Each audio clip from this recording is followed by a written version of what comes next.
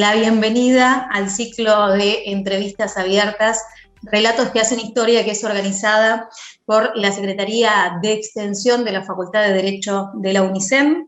En principio, muchísimas gracias por convocarme, por hacerme parte y por generar estos espacios de encuentro, que en pandemia son muy necesarios, esto de ser comunidad, de seguir siendo comunidad para ver estas fechas tan puntuales que requieren de ser alumbradas por distintas voces, en este caso voces desde lo local que enlazan con lo regional y lo nacional, como para ir profundizando en esos temas que son parte de nuestra identidad, ciertas efemérides, de cuestiones que nos surcan, nos atraviesan. En este caso, desde junio, me parece que una fecha muy, pero muy sensible para todos. Estamos a 6 años del Ni Una Menos. Estamos con Laura Giosa, decana de la Facultad de Derecho de la UNICEN, y tenemos el gusto y el placer de compartir este encuentro con la representante del Ministerio de las Mujeres, Género y Diversidad de la Nación, Laurana Malacabeza, que es subsecretaria de Abordaje Integral de las Violencias por Razones de Género. A las dos, muchísimas gracias, bienvenidas. Gracias a ustedes por la invitación. Gracias a vos. Bueno, y arrancamos esta segunda edición de Relatos que hacen historia, rememorando, a ver si nos podemos poner en el cuerpo de ese 3 de junio de 2015, qué nos pasaba, qué estábamos vivenciando. Laura, ¿vos recordás qué estabas haciendo ese 3 de junio? ¿Cómo lo viviste? Lo que recordaba era cómo trabajamos para esa convocatoria acá en Azul.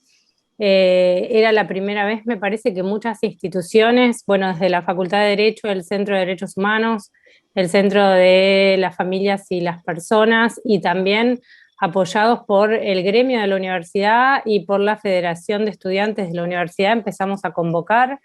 Ahí empezaron a convocar distintas facultades de la propia universidad, pero a su vez en lo local, desde partidos políticos, sindicatos.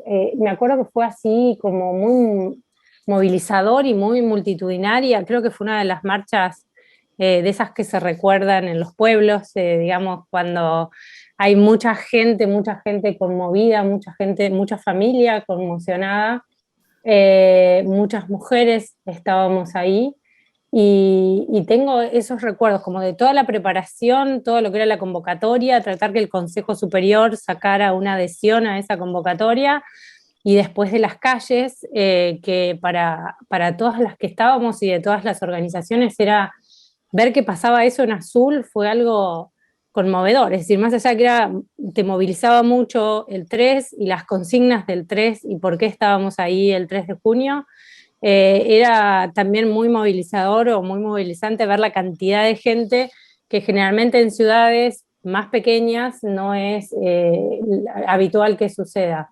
Así que fue un 3 de junio donde uno vuelve con muchos sentimientos encontrados, de emociones, de alegría, de encontrarse con gente y saber que la lucha es conjunta, y también con mucho dolor, con todo lo que implicaba ese llamamiento a salir a las calles y esta idea de intentar decir basta.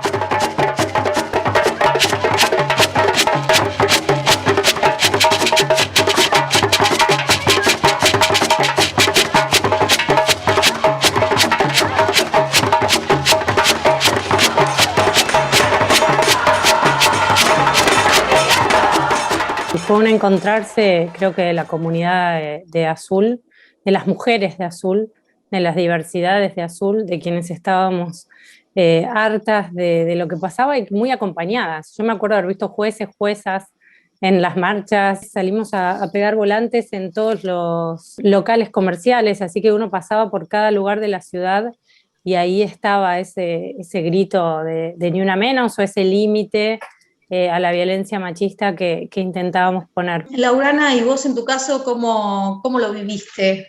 Me imagino que una experiencia un poco distinta a una pequeña ciudad, ¿no? Pero es la misma sensación. Yo nací en una pequeña ciudad, pero estaba viviendo en una ciudad un poco más grande, que es la ciudad de La Plata. Estaba coordinando en ese momento el Observatorio de Violencia de Género de la Defensoría del Pueblo de la provincia de Buenos Aires. Varias cuestiones. En principio, nada, me parece que las convocatorias que había tenido, ya ni una menos, en instancias previas al 3 de junio, convocatorias que se habían hecho en algunas plazas, donde habían participado además muchas artistas, escritoras, participantes del movimiento feminista, venían dando de alguna manera un sesgo diferenciado a otras movilizaciones u otros reclamos que se planteaban, digamos, en el marco del movimiento feminista. Digamos, a las claras era una convocatoria que superaba, digamos, las fronteras que componen el movimiento feminista en Argentina, que todos sabíamos que iba a ser una convocatoria, o buscábamos que fuera una convocatoria que interpelara a la sociedad en su conjunto. Yo recuerdo, así, desde que escuché la pregunta, recuerdo que me estaba movilizando hacia la ciudad de Buenos Aires, y todos decían los mensajitos que había que moverse con mucha anticipación porque ya estaba todo colapsado, y cuando uno viene de la zona sur, ingresa a la ciudad de Buenos Aires, tiene que bajar por la 9 de julio, y veo en los carteles que están en la 9 de julio, que anuncia comúnmente, y antes, cuando vas llegando a los peajes, que anuncia que la ruta está cortada, uno de los anuncios era el hashtag ni una menos, y yo decía, bueno, estamos en algo mucho más grande de lo que nos imaginamos.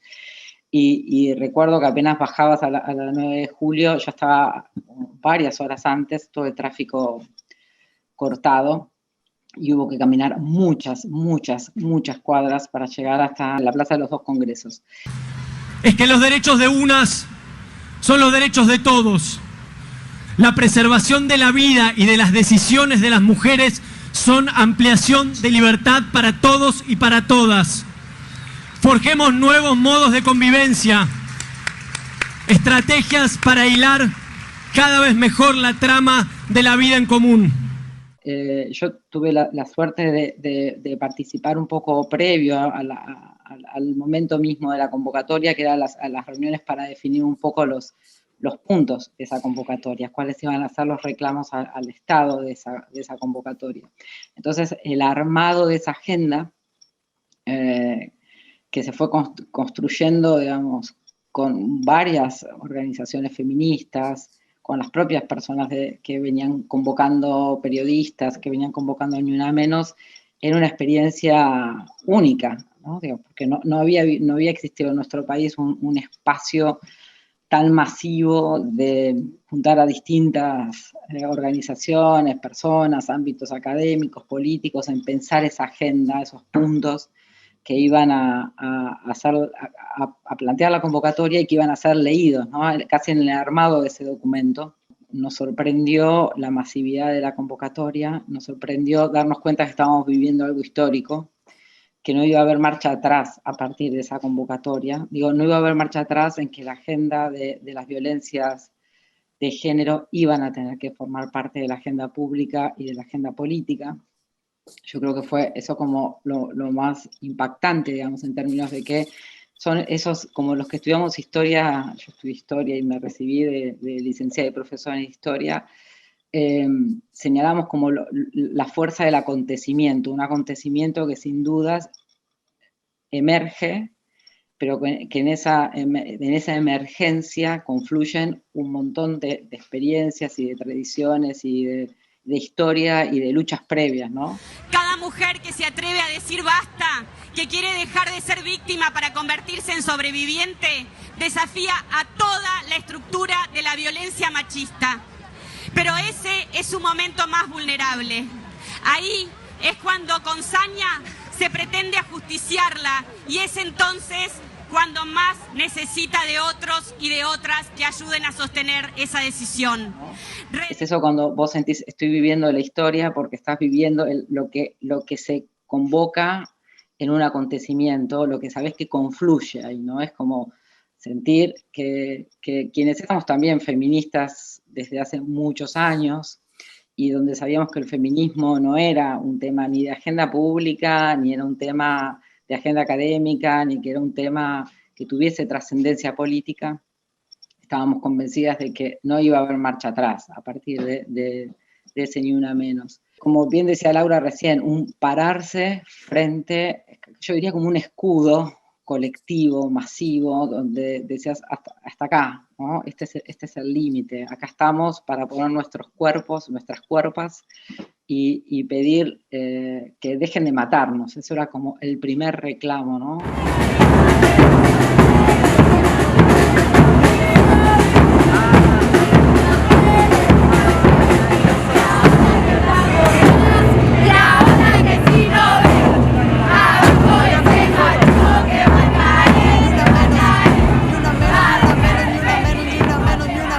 Parece que después lo que aconteció en toda América Latina, para mí, digamos, fue otro punto clave, las movilizaciones en México, cuando incorporan el vivas nos queremos, ¿no? No solamente pararnos poner como un escudo frente a tanta violencia y a los asesinatos, a los femicidios, sino también hacer después un reclamo en torno a, bueno, cómo queremos vivir, ¿no? Y me parece que eso es lo que después de ese Ni Una Menos aparece también en las agendas, no solamente basta de asesinarnos, sino también un proyecto de cómo queremos vivir, de cómo queremos habitar el mundo, un proyecto civilizatorio también distinto, ¿no? Me parece que eso sin duda fue marcado en ese 3 de junio. A mí me gusta esa idea del acontecimiento que emerge luego de un proceso muy, muy largo de luchas y que a partir de esa emergencia cambia los paradigmas de la política y sobre todo los paradigmas de cómo habitar el mundo y cómo queremos habitarlo.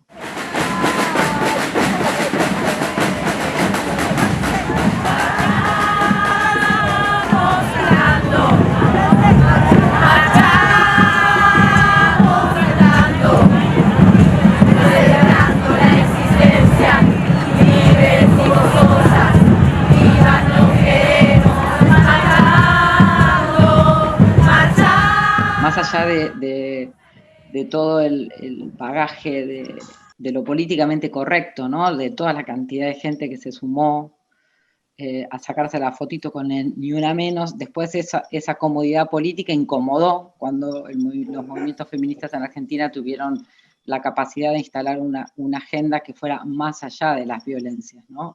No solamente la violencia en su manifestación más explícita, como los femicidios, los travesticidios, los transfemicidios, sino también cuando la agenda de los movimientos feministas se convirtió en una agenda más amplia que el tema de las violencias, ¿no? Que volvió a instalar, bueno, ¿cómo queremos vivir? Vivas nos queremos, pero ¿de qué manera queremos vivir?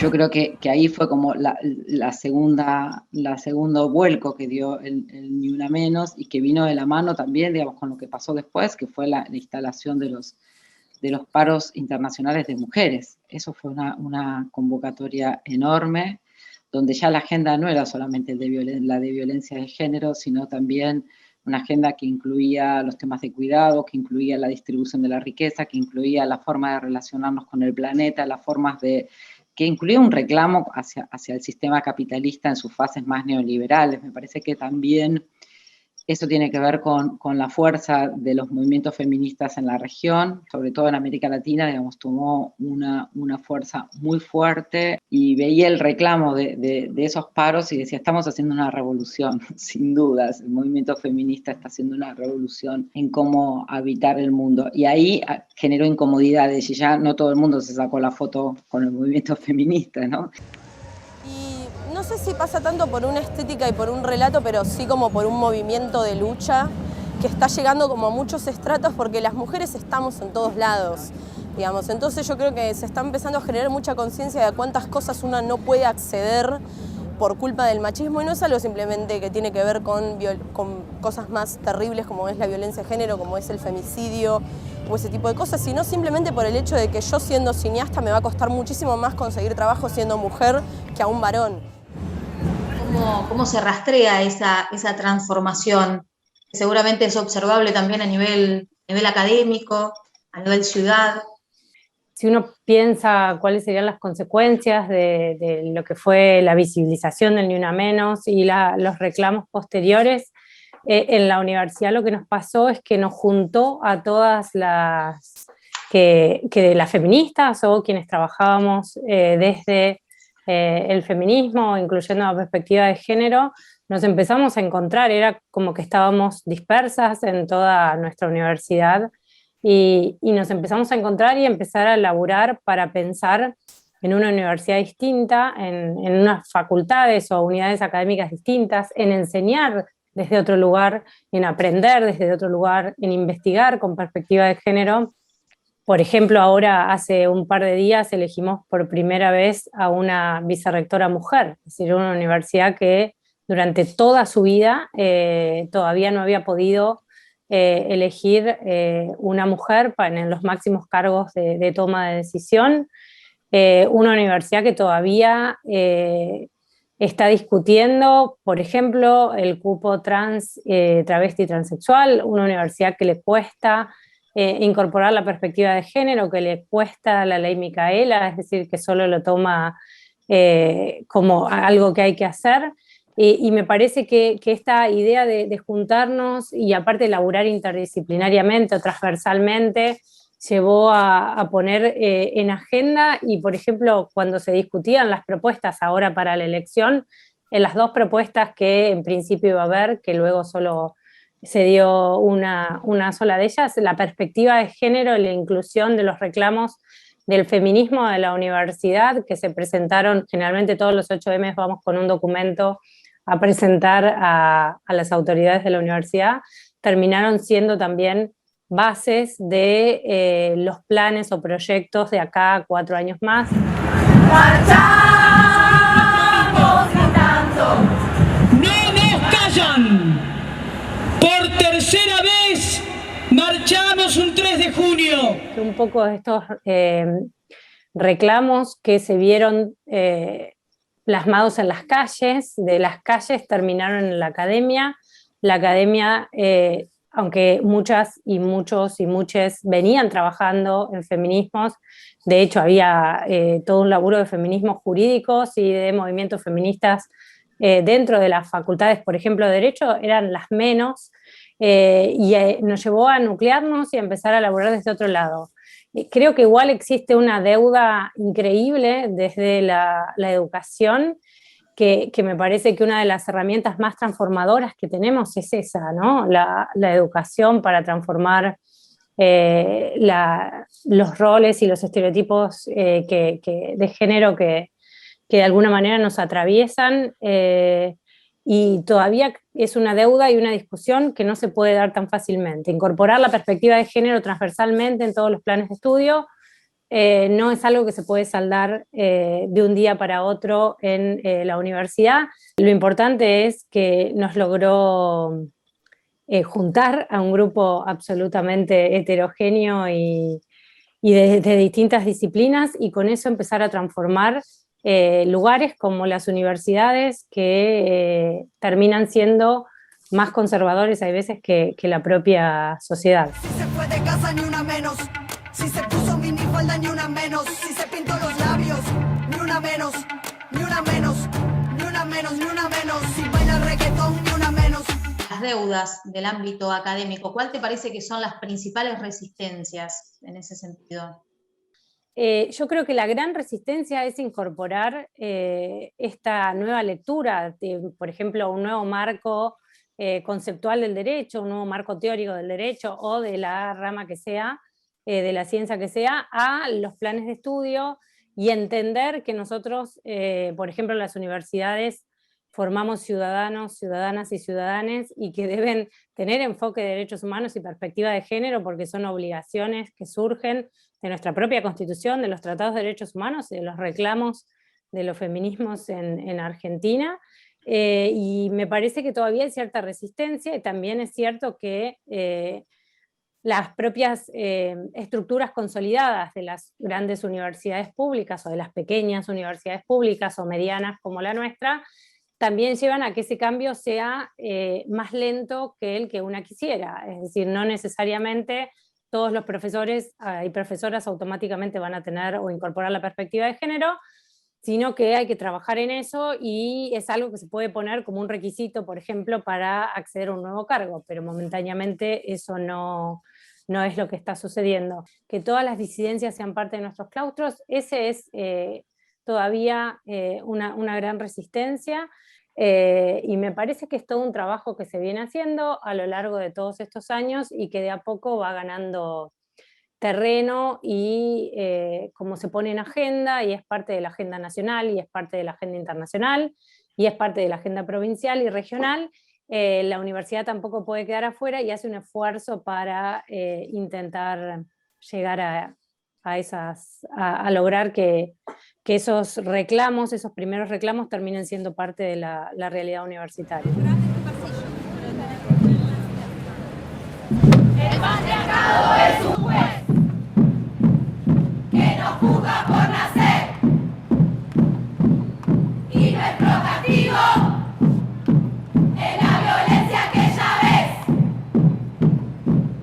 Creo que sin duda la creación de ministerios a nivel nacional y provincial y la mayor creación de áreas locales va tendiendo hacia eso. Yo creo que hay una enorme deuda todavía en los gobiernos municipales y en los gobiernos provinciales de jerarquizar esas políticas y de buscar la transversalización de la perspectiva de género, diversidad y de la perspectiva de interseccionalidad en las políticas públicas, eso sin dudas. Y después hay un trabajo enorme que hacer a nivel social, digamos, de disminuir los niveles de tolerancia social frente no solamente a las violencias más extremas, sino a las violencias más sutiles. Eso que hablamos de micromachismos, de violencias invisibles, desde el chiste misógino, discriminador, hasta las pautas publicitarias, hasta la forma de funcionar de los medios de comunicación. Y ese me parece que es otro de los temas más difíciles y más desafiantes, que es, bueno, el lugar del Estado para regular los medios de comunicación en clave feminista, para incidir en el mercado en clave feminista, ¿no? Digamos, porque también las empresas y el mercado se radecúa a las modas y parece que porque pones en una publicidad otros cuerpos, otras cuerpas, otras identidades, es como de moda, pero si eso no va acompañado por políticas económicas y financieras que sean más igualitarias y que afecten de manera menos proporcional a las mujeres y al colectivo LGTBI+, digamos, ahí tenemos un gran trabajo por hacer, una gran deuda por resolver. Y sin duda, yo creo que es clave, y acá creo que Laura va a coincidir conmigo, hacer una reforma judicial en clave feminista y de diversidad. Eso, sin duda, es la gran deuda que tenemos al momento, al año y medio de constitución del ministerio.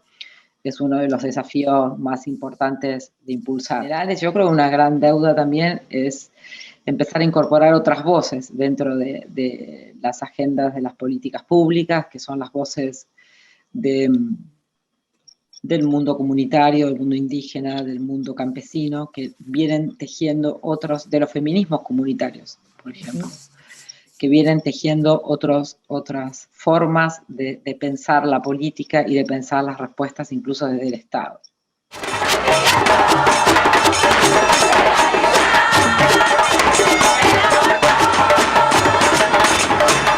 Laura, si tuvieras que definir el movimiento feminista con 3 palabras. Yo creo que el movimiento feminista hoy, y sobre todo a la luz de la profundización de los rasgos más neoliberales del capitalismo en la región, ha sido el actor más revolucionario, sin dudas. Digamos, que ha sido el actor más revolucionario para plantear una agenda política, una agenda social, una agenda pública. Ha sido un actor, estoy pensando un actor siempre en plural por las diferentes manifestaciones que tiene, un actor que ha tenido capacidad de resistencia, diríamos, revolucionario, resistente, que ha resistido avances de profundización de esos rasgos más neoliberales. Y si no, miremos a Argentina, digamos, la mayor consolidación y ampliación del movimiento feminista tiene que ver durante un gobierno que intentó, digamos, profundizar en sus rasgos más neoliberales su capacidad de integrar otras agendas. Me parece que los movimientos los feminismos en la región han sido ese movimiento que ha podido hablar y dialogar y abrir agendas con otros movimientos, con el movimiento de derechos humanos, con el movimiento indígena, con el movimiento campesino, con el movimiento de trabajadoras, trabajadores. Me parece que ha tenido esa capacidad de integrar esas otras agendas y por eso es la contundencia de su propuesta más revolucionaria y la fuerza de su resistencia, digamos. Creo que esa ampliación, esa integración de otras agendas le ha dado esa capacidad. Yo soy una de las más esperanzadas de que los feminismos, sobre todo en nuestra región, en América Latina, están pensando en nuevas propuestas civilizatorias. Así que bienvenida a la fuerza del movimiento feminista. Bueno, revolucionador, resistente e integrador. 3 palabras muy poderosas, muy poderosas. A ver, Laura. Laura, el desafío es tuyo ahora. Es muy difícil no pensar al menos en 2 de las palabras de revolucionario e integrador. En vez de integrador podría utilizar alguna otra y decir heterogéneo o diverso. La horizontalidad también del movimiento, esta idea más horizontal de ser revolucionario, pero no jerárquico, como los movimientos revolucionarios que conocíamos históricamente o que hemos conocido. Me parece que esta idea de integrarnos en la diversidad, es decir, que no hay una heterogeneidad respecto de un único pensamiento, una única idea, una única filosofía, es decir, el feminismo así grandote incluye varios feminismos y varias ideologías feministas que me parece que se complementan y que tienen algo en común que le da esa fuerza revolucionaria que ha logrado, al menos, o que ha intentado y que está intentando cambiar nuestra región, como decía Laurana. La diversidad, esta idea de incorporar a dialogar con otros grupos, como pueden ser los movimientos indígenas, las ruralidades, capacidades, la sororidad, tal vez pensarse en las discusiones.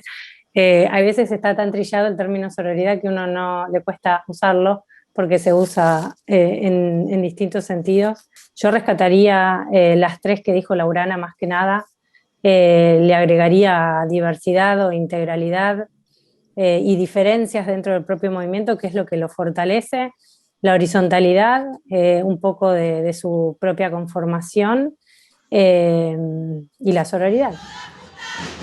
Por ejemplo, que estamos más juntas, que estamos más presentes, nos defendemos entre nosotras, siempre hay una conciencia de creerle a la otra, de creerle cuando denuncia un abuso, de creerle cuando habla de que fue maltratada. Yo creo que lo más importante de todo esto, por lo menos lo que a mí me hace sentir más feliz, es la sororidad, sentir que no estoy sola, sentir que si me pasa algo voy a tener un montón de amigas y compañeras que van a estar ahí para apoyarme y ayudarme. Es cosa que antes una no la sentía, una un poco más cobarde antes. Ahora somos más valientes, siento yo. Tenemos más fuerza, somos más conscientes de que podemos, porque estamos juntas, digamos. Eso es lo importante.